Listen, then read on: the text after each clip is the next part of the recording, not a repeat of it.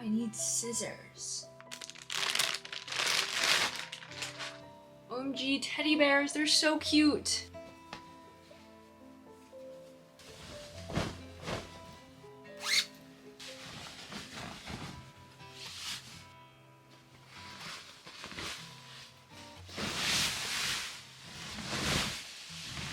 OMG, it's literally so cute! We have teddy bears today on my bed. I just got these. They're new and they're literally so cute. As you can see, there's little bears, and now I have a matching pillow set. I was gifted these cute sheets by a brand called Everlasting. You guys should definitely check them out. I have a lot of cute stuff over there. I really like these. I think they're so cute and they fit my room so well. I feel like it matches like the Miffy vibe very well. Forgot to put Yellow Bear here, who also totally matches. But they have a lot of cute stuff on that site. They have like duvet covers, duvet sets. I love a cute duvet cover because I feel like it's kind of hard to find them sometimes online. So definitely check them out. I will have everything linked down below if you guys want to check out Everlasting for yourself. Thank you so much, and now let's get started with the video. Hello everyone, welcome to the video. My name is Tiffany. My hair is all over Miffy, unfortunately. And today I wanted to film a Q&A for you guys because it's been a while since we've kind of like just talked and caught up with each other, and I feel like I've been doing a lot of work. And I love to vlog my work process, but I don't usually slow down and just talk about like the things that are going on in the background, and a lot of that are the logistics of running my small business. If you guys don't know me, my name is Tiffany Weng. I'm currently a full-time YouTuber and I guess business owner. I design and sell little products. I also advertise by myself. I do everything by myself, for those of you wondering. I don't have like an editor. I don't have someone who takes pictures for me. We're here to talk about how I do that, how I do everything, my background, and how you can do it too, hopefully. I really hope this video is helpful for you guys, so if I don't cover any of the questions that were asked, please comment them down below and I will do my best to reply. I put a Q&A on my Instagram story a few days ago, and today I am getting around to answering all of the questions. So I am quite excited. If you guys missed my last video as well, one of my last videos, I made a video talking about my whole entire wholesale journey, which is something new that I've been doing and my biggest venture yet, my biggest business venture. So if you guys are interested in that, definitely watch especially the beginning of that video because I cover a lot about like how I made my wholesale catalog, pricing sheets, order sheets, things like that. And today we're going to be covering pretty much everything else because it seems like you guys would like to know a lot of this. So first question is from Dude Lipan, which is, how long did it take you to start your business? Here's the timeline for you guys. I started selling my artwork online in 2020 during the pandemic. I opened an Etsy shop, which I will cover more about Etsy in a second because I have a lot of feelings about Etsy. But I started an Etsy shop at the time. I was making little clay guys. In about a year or two by then, I had started expanding into stickers. Also by senior year, I had a couple events in my college where I was tabling. So you would like set up a table and you would put all your stuff there. It's kind of like an artist alley, but outside. So I had a little bit of experience with that, but I started growing an audience already. Keep in mind, I did all of this while already having been on YouTube for about 2 or 3 years. So there were a lot of people already interested in my artwork. A lot of people having wanted to buy my artwork for a long time, and I just like didn't have an avenue to do that. A lot of different reasons that led to me already having a lot of traffic on my websites and stuff. It's very difficult starting from scratch, and I'm not saying that you have to have a social media presence to sell your artwork online. I really don't believe that that's true. I will say though, as like an individual, I feel like using social media to market is just one of the more approachable and easier methods that everyone can use, which is why I think so many people try to do it, and then a lot of people feel frustrated about algorithms and stuff because that stuff is definitely super difficult to navigate. So I guess I've had my business for a long time, but I'd say that it wasn't doing very well until I graduated college. So I had already been building it for about 2 or 3 years at that point. Right now I'd say I get a good amount of orders every day, and a good amount of my income does come from my business and selling stuff online. It took me probably 2 or 3 years. I think I've heard similar experiences from other people that it takes like a few years, but I already had been on YouTube for about 2 years before I even started. So if you want to count that in, it's been like 4 or 5 years. How to start your own thing with no money. Starting a business with absolutely zero money is quite difficult. Starting a business in general is already very difficult because you have to face a lot of rejection. You have to learn a lot of things on the job. It can be very difficult, you know? So having no money on top of that is very hard. I feel like a lot of my viewers are college students. I too was a college student up until about a year ago, and it's hard to have, you know, a part-time job while in college. I was lucky enough that YouTube was doing very well for me while I was in college, so that was my part-time job. When I started my business, I had a little bit of money to kind of kickstart it. But if you have absolutely zero money, most people want to start their business because they're doing something that they already love and they want to sell that item to people. So for me, I already loved making little clay things and I wanted to sell them. A nice business model that you can do is just making things to order. So you can launch an Etsy shop, I think, with very minimal money. Forgive me if I'm wrong. It's been a long time since I've been on Etsy, but I think the cost for posting a listing is like a couple cents and all of that. Like signing up, I think, is virtually free, I want to say. You just have to link like a bank account to get paid, obviously. You don't have to invest a lot in materials until you get orders, and then it'll basically pay for itself at that point. So I think that's one way to do it. If you have like a phone, like an iPhone and a laptop, I think you'll be able to do all those things well. And so of course, doing anything costs like a little bit of money, but if starting a business is something you really want to do and it's gonna be things that you're making and things you already enjoy, I don't think you have to sink that much money into it, and you can just play it safe and just start things slow. Like, don't go crazy buying like hundreds of packaging and like things you may never need. Invest the money that you make once you make it, if that makes sense. Because you make a lot of your profits based off of your own time, which is not something that you have to pay for up front, if that makes sense. So you won't be like losing money most likely. I think it is doable with a very small amount of money in the beginning, especially it is not your full-time job. I'm assuming that you're starting a business on the side before you really need like financial income. If you really need that income, starting a business is a very shaky road to begin on, for sure. Is it preferred to start selling local first, like friends and family, or straight to taking online orders? I think the fastest way to get your name out there, and unfortunately that is just the game, is getting your name out there, is to start taking online orders ASAP, because your friends and family, your initial circle is only like so many people. But then once you're online, you expand to like the entire world. I would say move online as soon as you can. Of course, sometimes you have to like be online for a bit before you even become established. So maybe you've had your shop for like 3 months and you finally get an order. So I always think you should start as soon as you can and let that process just kind of take its natural pace, and then it will take off the ground from there. But everyone's pace is different, everyone's timing is different, everyone's journeys is different. So it might take you a little bit longer, or you might be really fast, but you won't know until you try. Where do you get your inspiration from? I got a couple of questions asking where I get my inspiration from. Best way for me to describe it, I was thinking about this earlier today when I was reading these questions, is that I like to make things that I want personally, that I haven't seen other people do. I think that's the great thing about having a business, is that like you're able to be a new and like fresh idea to the world. And for me, I've always grown up with a lot of ideas in my head and a lot of things that I want. I'm a big shopper, and when there were things that I wanted but like I couldn't buy because they didn't exist, I'd feel really sad and I'd be like, why hasn't anyone thought of this before? And now I can just think of it and I can just make it. So a lot of my products are things that I personally would buy and would enjoy. And I think through having an online business and like this community that we've been building, I've realized that there are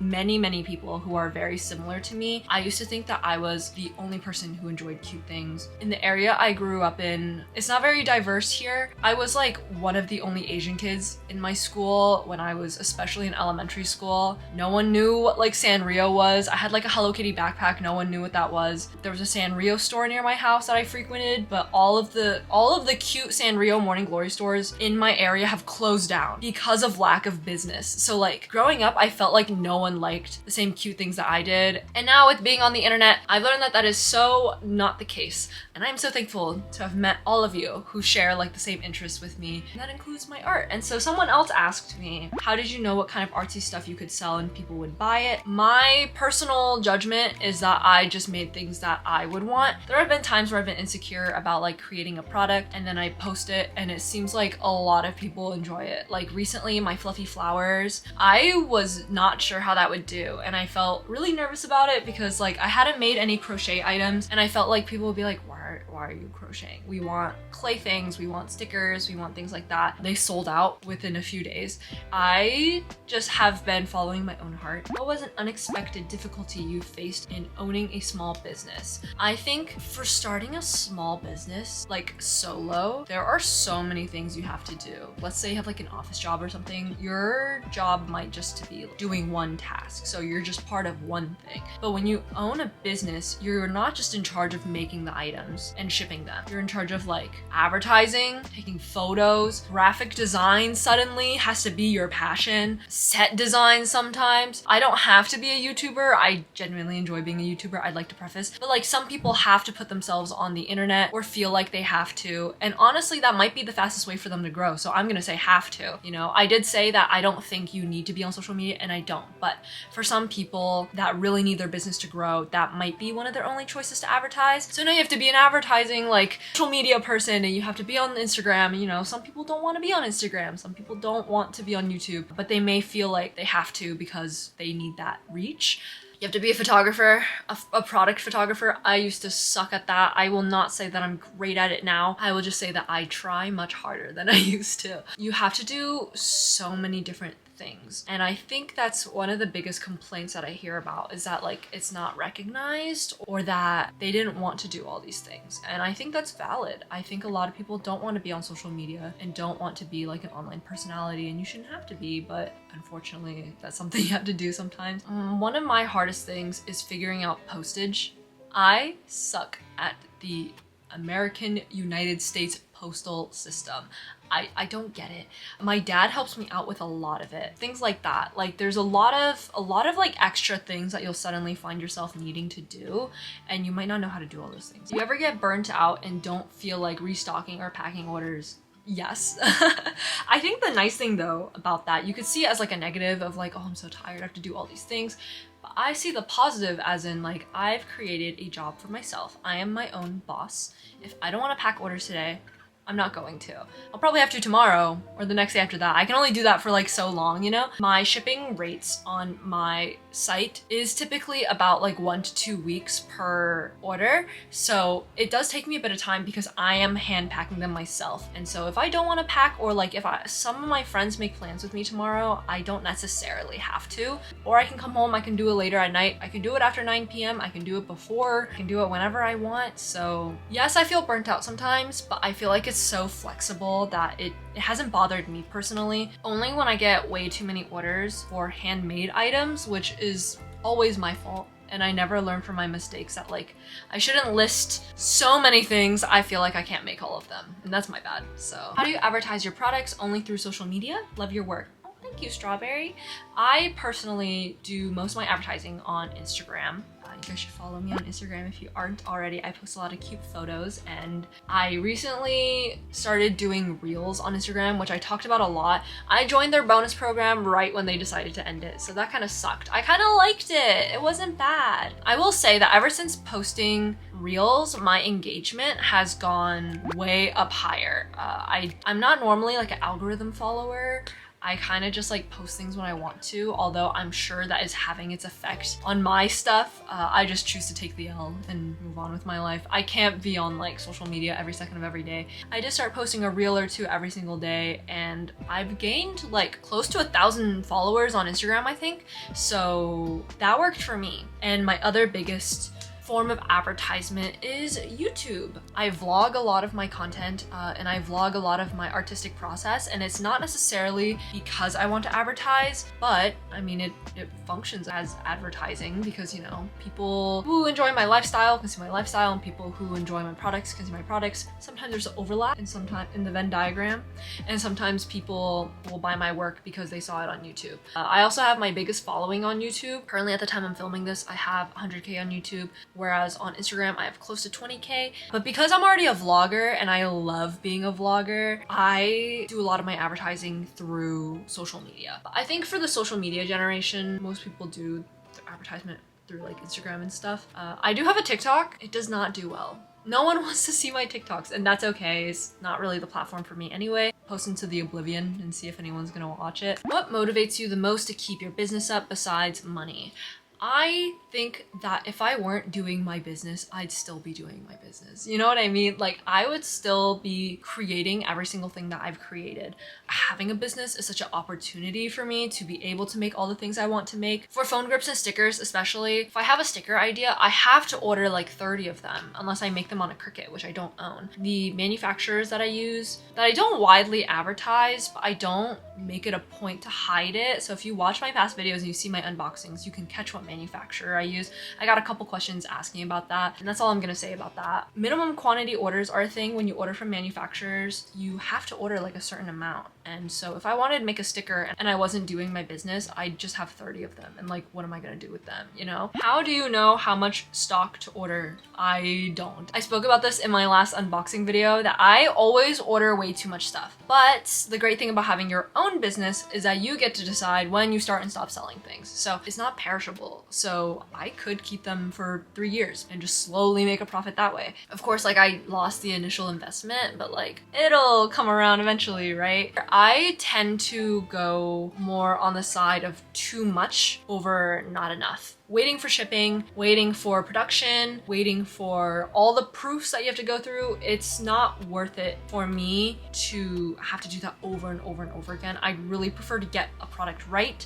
and then order a bunch of them and then just be haunted by them for the rest of eternity. Some of the products that I don't like anymore by the time I run out of stock, I probably have by the time this video comes out, made a tab on my website. That is the last chance. There are several things that I'm not going to restock after they're out, including some sticker designs, some keychains. A lot of the blobfish stuff is not gonna come back. It's just not my thing anymore. Like, I'm not gonna make those things anymore. So now I do very sporadic wholesale. My orders come and go. And I also sell online. So just order as much as you think you can sell, in my opinion. How do you price your work? Love your art biz vids. Oh, thank you, a handful of potatoes. How do I price my work? That is a very important question. If I've learned anything in college, it is that artists underprice their work all the time. Ever since graduating, I've realized that that is so incredibly true. And ever since running my business, I realized that I have underpriced my work almost every single time. I apologize for anyone who's ever seen something they wanted on my website, it sells out, and then when it comes back, it's more expensive, but it's because I realized I was underpricing my work. A lot of my work I make to order. I'm talking about things that I make by hand, not my manufactured things. How much you want to charge yourself per hour is up to your own discretion, and of course up to your skill level and where you are in life. My professors taught me to charge more once I've graduated because I now have a college degree. I charge based off of my skill level, and I try to at least ask myself if my hourly wage is worth it. So if I was pricing something, if I sold something like this big and I was like $12, someone will buy this for $12, right? But then I realized it takes me like an hour and a half to make one. I don't want to make $8 per hour, so then I have to start pricing my stuff higher. And I think that's the best way to figure out if you're underpricing or not, is how much time you've spent on it. If you get something manufactured, that's your liberty to price things much lower than if you were to hand make them, obviously. Was I scared to start my own business, and how did I plan on starting my business? So I never had a plan to start like a business. I had a plan to start in Etsy at the time, which was a very like approachable way. I never had a plan to make this like a full-scale thing, but as I was doing it, I just realized how much I loved it. So I started doing it. Was I scared? Yes, because I think everyone's scared of rejection at some point. The nice thing was that I was in like college, so there weren't a lot of like eyes on me. I feel like once you're in college, you just become like one with the crowd. But like in high school, everything felt so individual for me, and I would have been so scared starting YouTube and Etsy in high school. I did start YouTube a little bit in high school, and people like were not nice about it. There were people who would like pull up my videos on projectors like in class. Like, people were not nice about it, and I hardly did it. And I know other people who tried to do it too, and people were not nice to them either. So I chose a time in my life where I felt stable and I felt secure in making risky decisions. I wasn't as scared, but if I were younger, I would have been terrified. Do I think I'll be hiring people to help out with my small business anytime soon? I don't know if you guys have seen those TikToks of people posting a video of like their family member or or friend who helps them, and the caption is like, this is what $0 an hour looks like. And that's so true. I haven't hired anyone personally, unless you want to count my friend who helps me out. His name is PJ, and he's my manager, but also non-quotations manager. He literally like be managing my stuff for wholesale. I talk a little bit more about that in my wholesale video. I don't want to touch too much on wholesale in this video because it's just like too big of a topic and I already talked about it. But he's the only person, I guess, outside of my boyfriend and my family that helps me.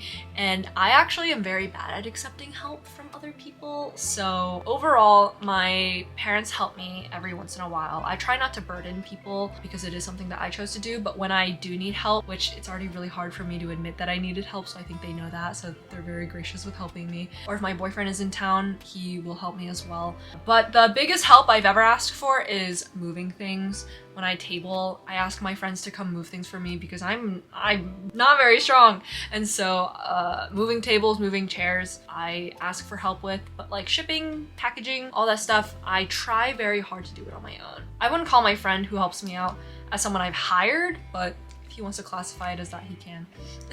But will I do it in the future? We'll have to see how big this thing gets, because maybe I'll need it, but maybe I won't. Depends on if I need it.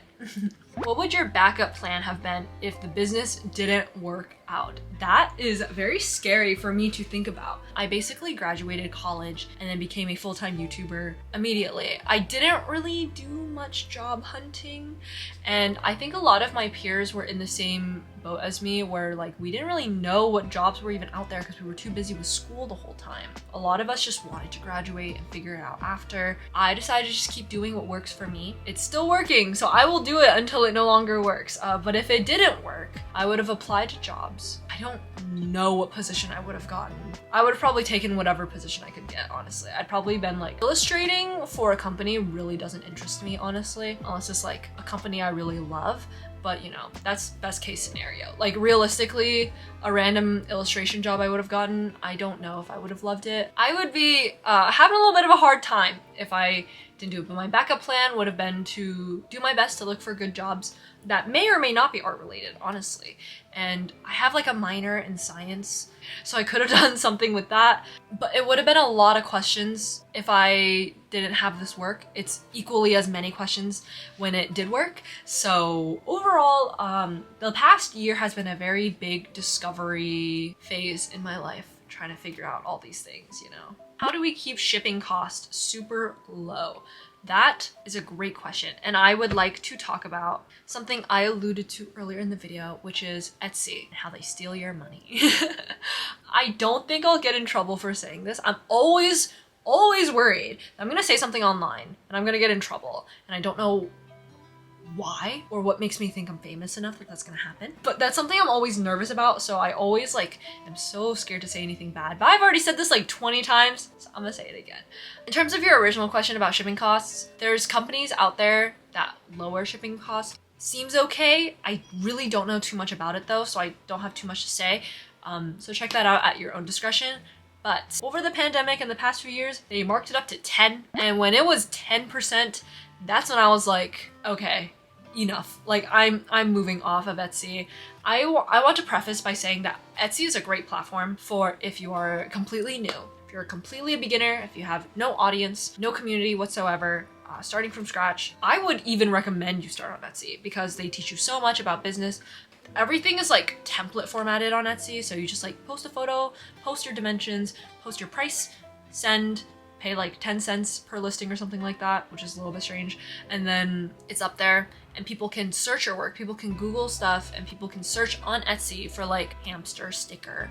And then if you make hamster stickers, your stuff will come up. But like if you're on only Instagram, like your own website like I am, if you look up hamster sticker, you're not gonna find my stickers on the internet unless you typed like my name and then like you would already know my name. You know what I mean? So Etsy is great for people discovering you. But if you're like an established or a borderline establishing business, move off of Etsy. Move off of Etsy. I see a lot of creators keep their Etsy up. I personally have my Etsy up. It's just not my main form of e-commerce site anymore. I use Squarespace, which sponsors all my videos, and you guys should check them out. I cannot recommend them enough. But I literally swear by my own website. They take like 2 or 3% from me, which is hardly anything. I get to make like all the rules.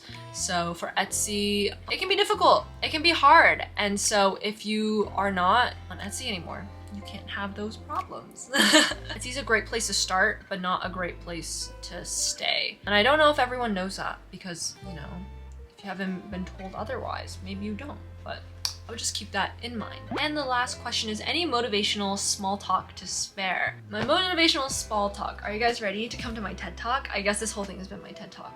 Just, as Nike would say, just do it. I feel like social media, small business, things like that are very long-term goals, right? If you're like, I want to have a small business and I want to be selling a lot of things and I want to have an Instagram page with like 10,000 followers or whatever, that's not gonna happen overnight. It's probably not gonna happen over a month. It's gonna take a long time. So you might as well start it as soon as you can. That's what I've always thought, is just to start it as soon as you can. And then like, if you wanna pivot to something else, you tried it, you know? And if you do pivot and then this blows up, like, that's great. There's really not too much to lose if you have enough money to spare for the initial costs. I definitely think it's worth it. And you should be making a profit. Make sure you price your stuff so you're making a profit. And that's how you keep going. Someone asked me like how I have money to do all the things that I currently do. And that's because I've been selling a lot of my work. And that's literally why. I'd say just do it, because like you deserve to have the things that you want, you know? And so I think it's a great thing to try. Yeah, I think I've rambled enough in this video, so I hope you guys had a great time. Check out Everlasting for very cute duvet covers and little sets. I love these teddy bears. I'm gonna keep them forever and ever. But yeah, thank you guys so much for watching, for hanging out. If you have any more questions, let me know. And again, if you guys have wholesale questions, check my last video because I talked a lot there about it. Thank you guys so much for watching. Stay hydrated, take a nap. Check out my website if you haven't already. There's a lot of new art on there. And I will see you guys next time. Bye everyone. Mwah!